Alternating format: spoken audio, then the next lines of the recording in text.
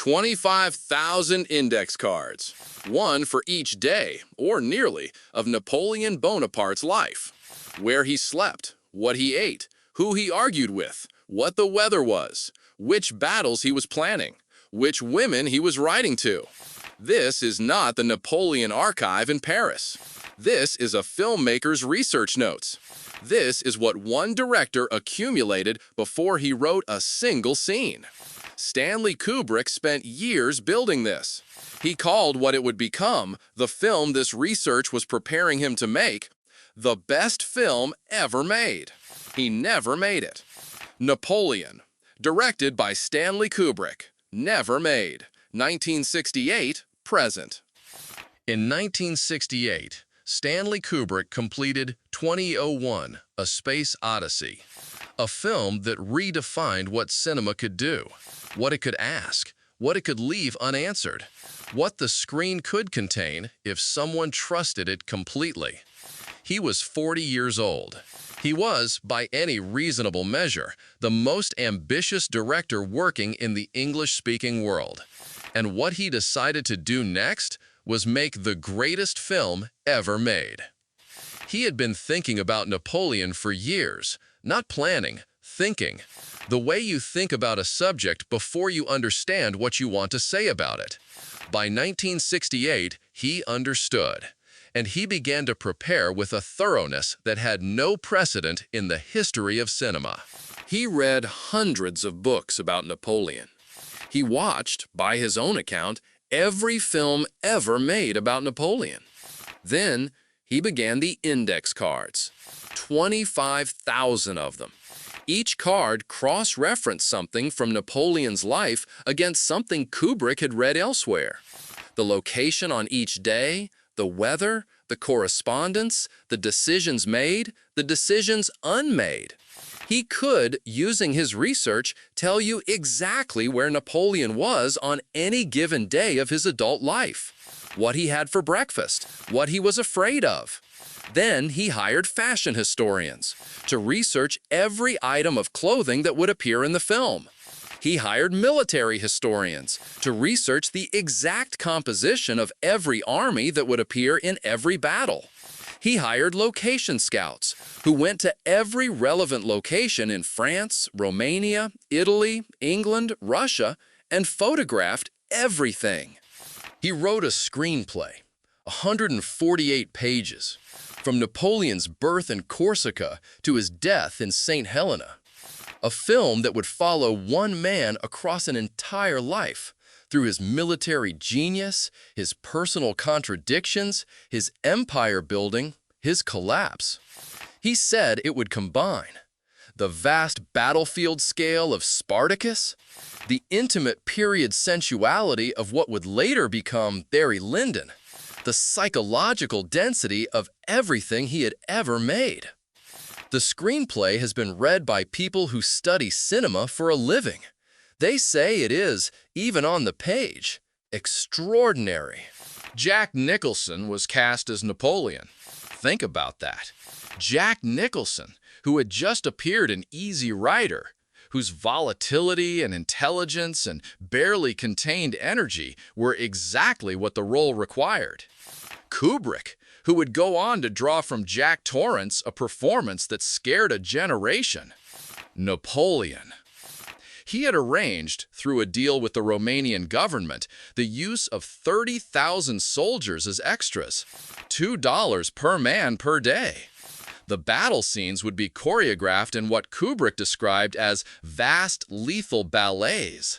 Each movement planned, each angle considered, each frame, as with every Kubrick frame, the result of a calculation that accounted for everything visible within it.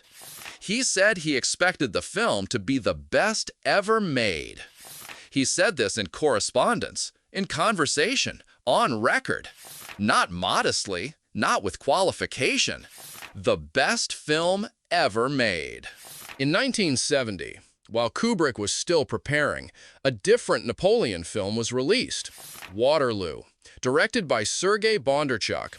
$25 million, 17,000 Soviet Army soldiers as extras. One of the most expensive European productions ever attempted. It failed, critically, commercially, almost completely. And by 1970, 3 different Napoleon-related films had been released to poor results. Kubrick had watched this coming. He had even tracked down Bondarchuk's screenplay for Waterloo in advance. He had said it was a silly film, that its scope was smaller than his, that the comparison wasn't fair. He was right that the comparison wasn't fair. He was wrong that it didn't matter. MGM, the studio financing Kubrick's Napoleon, had just changed ownership. New owners, new priorities, new wariness about expensive historical epics, especially ones about the same subject that had just lost tens of millions of dollars. United Artists also withdrew. Jan Harlan, Kubrick's producer and brother-in-law, said later, he was very sad since he was so well prepared and in full swing to do the film in Romania, France, and England. Here is the detail that film scholars return to. After Napoleon was shelved, Kubrick made Barry Lyndon, set in 18th century Europe. The same world, the same uniforms, almost, the same landscape, the same era in which Napoleon would later rise. It is widely understood, including by people who worked with him, that some of what Kubrick had prepared for Napoleon went into Barry Lyndon. The candlelight, the battle sequences, the attention to period costume, the love of the 18th century that the Napoleon research had created. Barry Lyndon is considered by many critics to be one of the greatest films ever made. It was not the film Kubrick had said would be the greatest film ever made. It was where the Napoleon feelings went, because they had to go somewhere. Here is the question the title of this video asks, and here is the honest answer. We know why Napoleon stopped in 1970. The studios pulled the money, after 3 other Napoleon films failed, after ownership changed, after the market said, not now. That part is not a mystery. The mystery is the 30 years after that. Kubrick had 30 more years. He made 5 more films. He spent years, literally decades, developing AI, a film he eventually passed to Steven Spielberg because he felt technology hadn't caught up to his vision. Why didn't he fight for Napoleon the same way? Nobody has a clean answer. Harlan believed the moment had passed for Kubrick emotionally, that the specific creative window in which Napoleon had lived for him had closed when the studios withdrew. Others have speculated that the Napoleon Kubrick imagined, the specific film, at that specific scale, at that specific moment in his creative life, could not be reconstructed later, that it needed to have been made in 1971 or not at all. Kubrick died on March 7, 1999, 7 days after delivering the final cut of Eyes Wide Shut. Napoleon remained in the filing cabinets. In 2011, 12 years after Kubrick's death, Taschen published Stanley Kubrick's Napoleon, the greatest movie never made. 800 pages. The index cards, the costume designs, the location photographs, the research correspondence, the screenplay, everything Kubrick prepared in a book, because it was never going to be a film.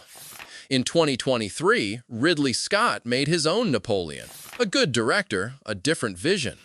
Critics and historians immediately reached for Kubrick's notes as the comparison standard, not Scott's finished film, but Kubrick's unfinished preparation. The film that doesn't exist was, in some circles, still considered a more interesting object than the film that does. Here's what I keep thinking about. Most films are made and forgotten. Most of what is produced in cinema in any given year disappears. The average theatrical film is seen by fewer people than it costs to make.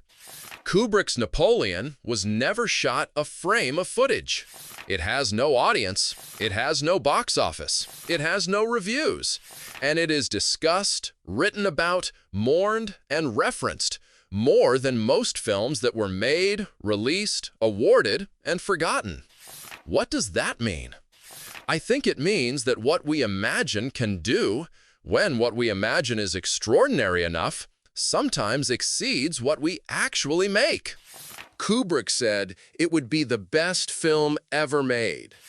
He had spent 3 years accumulating the evidence that he was right.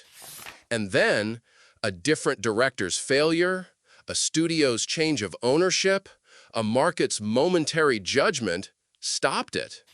The best film ever made. Maybe, maybe not. We will never know. And that, the not knowing, is the specific kind of loss that only exists in cinema. The loss of something that hasn't been lost. The absence of something that was fully prepared. A masterpiece that never became one because it never got the chance to fail. The 148-page screenplay is publicly available online. Read it if you want to understand what was lost. Subscribe for the next episode in this series, because there are more films like this one. Films that exist only in filing cabinets and imagination. And sometimes, in the imagination, are more perfect than anything that could have been made.